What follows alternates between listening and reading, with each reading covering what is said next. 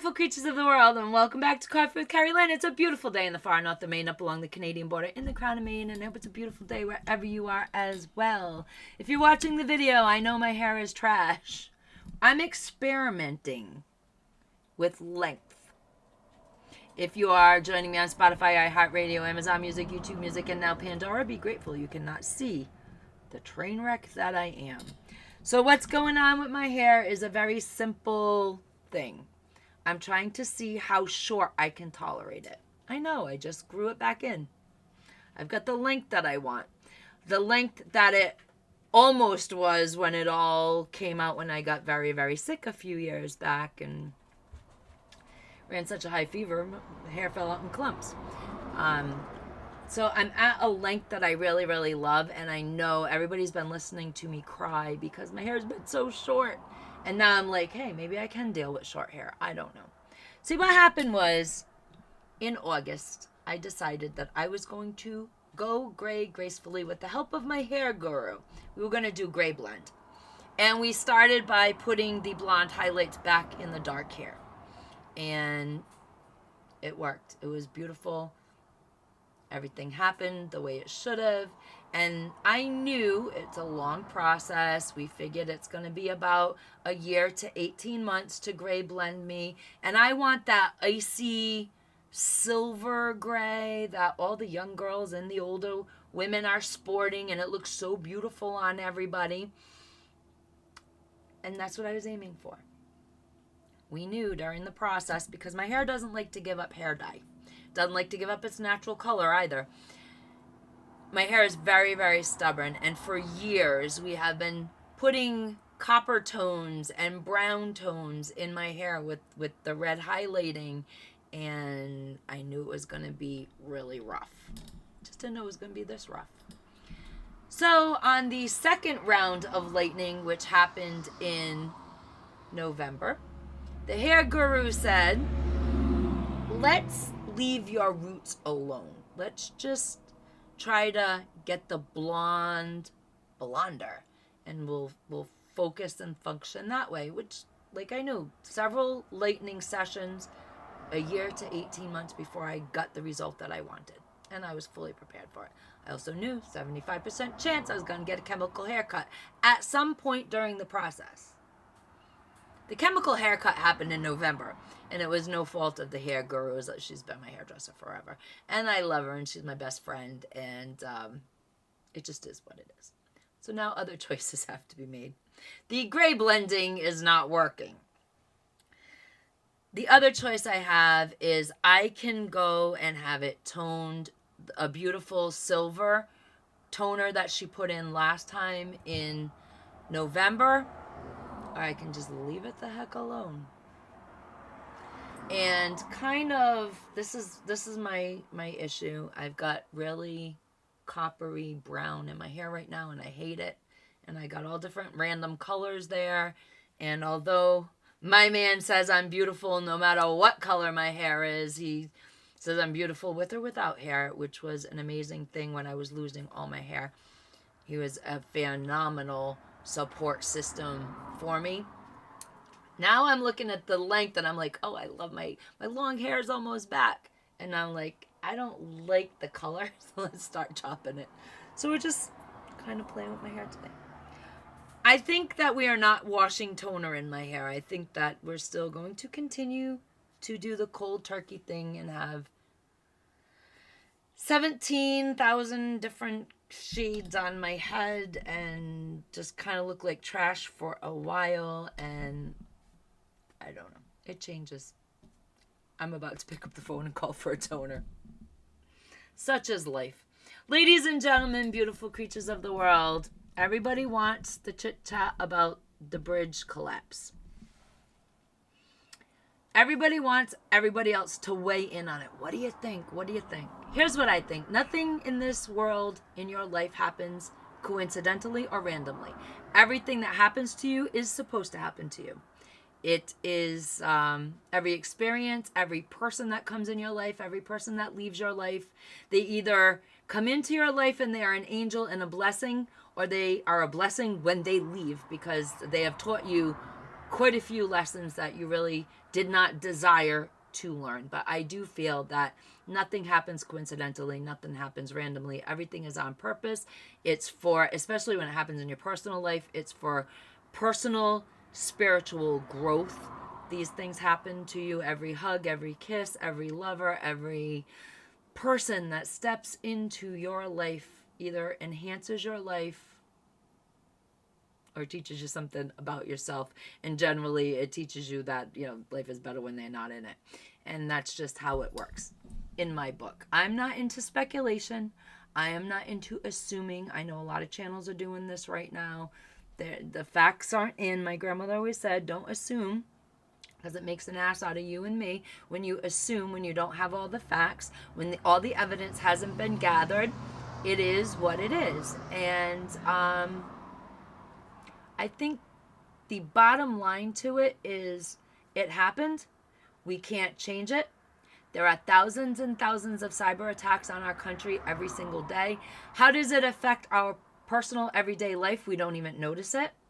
If this was something like that, it's up to our country, our elected officials to keep us as safe as possible. What we need to really concern ourselves the most with is the consequences of what happened. There's no bridge. That bridge took 5 years to build. Another one's not going to go up in a year and a half. It's going to take another 5 years to build it. There's going to be transportation issues. There's going to be things that have to come into port. So there's going to be logistic issues. We've been through this in 2020. We kind of can see how this is going to go. And that's what's going to affect our daily lives. And that's where the focus should be. I'm not into shouting from the rafters. I'm just kind of into finding solutions to the impending issues to come. Now, with that being said, if you've been with my channel since January, you've been doing the 5-can challenge. So you're kind of not as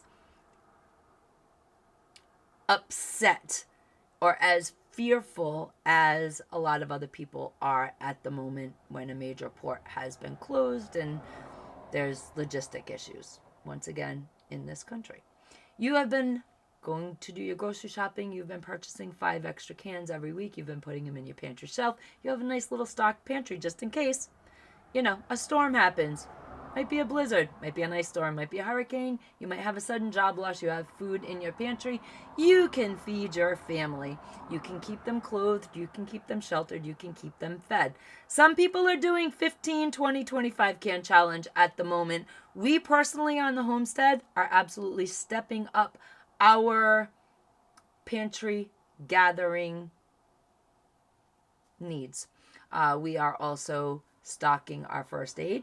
I have gone this week, done my spring cleaning, and I have looked in my pantry, figured out where my holes are. I've looked in my medical preps, figured out what I need, and I have a list that I'm going to be taking with me to the store on Good Friday to buy and try to fill in as many of those holes as possible. And I, suggest that it's 2024. Anything that can happen will happen. I think the impossible is possible. We've been living in a Twilight Zone-esque situation for a while now. And I think it's going to get worse. And anything you can do to help yourself in the near future and not have to be a burden or rely on outside external forces. If you can provide for yourself, you are that much better off. Now let's talk about something fun. The adventure van. We have an update on the adventure van. Backyard Mechanics is coming back in a couple weeks, ladies and gentlemen. They're shorts. So if you want to go to my shorts playlist, they're in there. Backyard Mechanics. We took our 1981 step van and we have rebuilt it from bumper to bumper. We are going to be doing the stealthy van life eventually. We rebuilt the engine. We redid everything. Now we're waiting for her to come back. It's a situation like this. If the transmission is good now that it's all been rebuilt. If the transmission is good, everything will be completely done in 2 weeks. If the transmission is not good, we're going to be waiting and putting in a new transmission. There you have it. We have spent at the moment $8,500 rebuilding the van from one bumper to the other. And we have about $1,500 left to go in soundproofing the interior of the van. So we're going to be showing you the soundproofing process that we're going to be doing, and then it'll be another $500 because we want to do something a little special with the muffler. And as far as the interior, what I like to call the actual van life build, we're not going to do that until the fall. We're going to take the van out. We're going to do our adventures. We're going to be leaving in June. Don't even think about squatting at my house, okay? But we're going to be leaving in June, and we're going to be on and off the road all summer long, and we're going to take you guys with us all around the great state of Maine. And we're going to have somebody here to run the homestead while we are gone. And that's just how it's going to work. I decided that we should probably put off the interior build on the van simply because I want my studio built. And I would like my studio built before June. So we're going to hold off on, getting the interior completely camper-like. So that's that. But we are still going to go camping. We're going to go glamping. We're going to stay with friends and family all throughout the state of Maine. And we're going to take you guys with us on the adventure. Our goal is to drive cross-country in 2 years. From one coast to the next. And that's our goal. And hopefully we'll meet that goal.